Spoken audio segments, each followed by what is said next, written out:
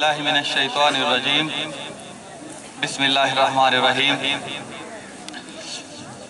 پیارے بچوں،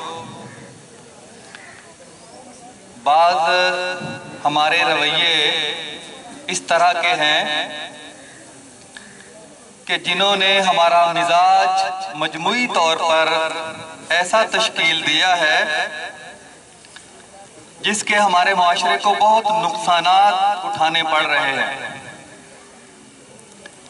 ایک مصنف گزرا ہے، خلیل جبران، معروف مصنف ہے۔ وہ اپنی کتاب میں لکھتا ہے کہ میں اپنے گاؤں ایک دفعہ گیا تو میں نے گاؤں کے بازار میں دیکھا کہ دو کتے گوشت کے ایک ٹکڑے پر آپس میں لڑ رہے ہیں، چھینا جھپٹی کر رہے ہیں، ایک دوسرے سے چھیننے کی کوشش کر رہے ہیں۔ تو اسی چھینا جھپٹی میں ٹکڑا ختم ہو گیا۔ ان کے لڑتے لڑتے انہوں نے گوشت کا ٹکڑا کھایا، لڑتے لڑتے ایک دوسرے کے ساتھ دست و گریباں ہو کر۔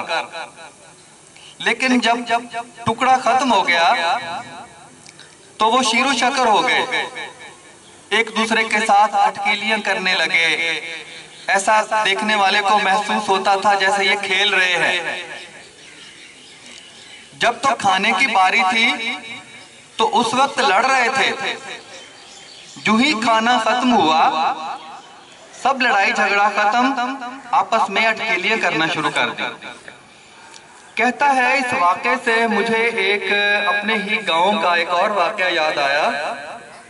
کہتا میں دو بھائیوں کو جانتا ہوں جو آج تک اس وقت تک 20 سال سے نہیں بولے۔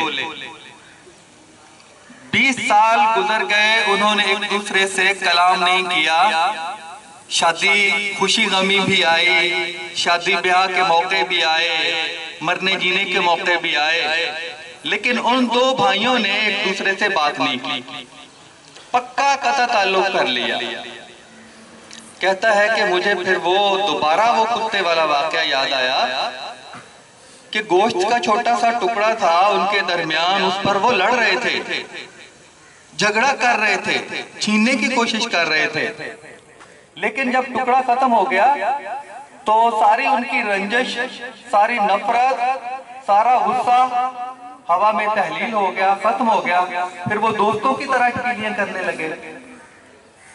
وہ کہتا ہے کہ میں نے پھر اپنے مجموعی طور پر معاشرے پر نظر ڈالی کہ ہمارے پورے معاشرے کا ہی یہ المیہ ہے، ہر گھر کی یہ کہانی ہے۔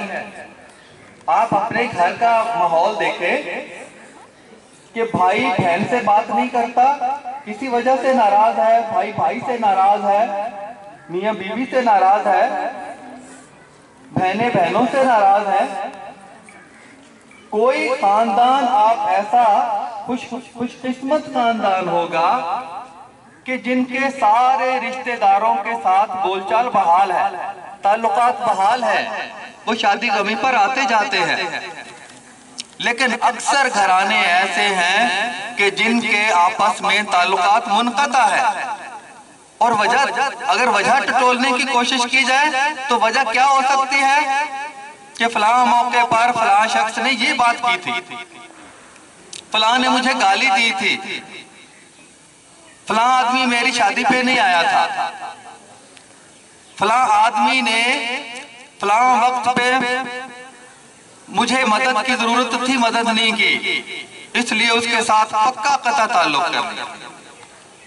پیارے بچوں، یہ ہمارے ذہن کا، ہمارے دل کا، ہمارے خیالات کا زبردست خلفشار ہے۔ ہم ایک دوسرے کو معاف کرنے کے لیے تیار نہیں ہیں۔ ہم ایک دوسرے کی غلطیاں دل میں رکھ کر شاید قبر میں لے جانا چاہتے ہیں، اور ہمارا بس نہیں چلتا کہ ہم اپنے جو مخالف بھائی ہے، جس کو ہم اپنا دشمن سمجھتے ہیں، ہمارا بس نہیں چلتا کہ مرنے کے بعد ہم قبر سے اٹھ کر جب وہ قبرستان میں آتا ہے کسی کو جنازہ پڑھنے کے لیے یا دفن کرنے کے لیے، ہم اٹھ کر اس سے بدلہ لے لیں، قبر سے اٹھ کر بدلہ لے لیں، یہ ہمارا بات نہیں چلتا۔ نمازیں بھی پڑھتے دیکھے ہیں لوگ ایسے، نمازیں بھی 5 وقت پڑھتے ہیں، لیکن اپنے دوست کے ساتھ، اپنے بھائی کے ساتھ، اپنے رشتے دار کے ساتھ تعلقات منقطع ہے، اس کی بدگوئیاں کر رہے ہیں سارا دن، اور رات کو سونے سے پہلے کئی لوگوں کو مار کے سوتے ہیں۔ اتنی نفرت بلا وجہ، اور اس نفرت نے ہمارے معاشرے میں، ہمارے گھروں میں بیماریاں بھی پیدا کی ہیں۔ اس غصے نے، ہر دوسرا آدمی بلڈ پریشر کا مریض ہے، کوئی شوگر کا مریض ہے، گھر بھرے پڑے ہیں، گاؤں محلے شہر بھرے پڑے ہیں ان بیماریوں سے، ہسپتال بھرے پڑے ہیں۔ یہ رویے ہیں جو ہمیں ذاتی طور پر بھی اور اجتماعی طور پر نقصان پہنچا رہے ہیں۔ میری اللہ سے دعا ہے کہ اللہ تعالی ہمیں چھوٹی چھوٹی باتوں کو، لوگوں کو معاف کرنے کی توفیق عطا فرمائے۔ وَمَا عَلَيْنَا إِلَّا الْبَلَاغُ الْمُبِينُ۔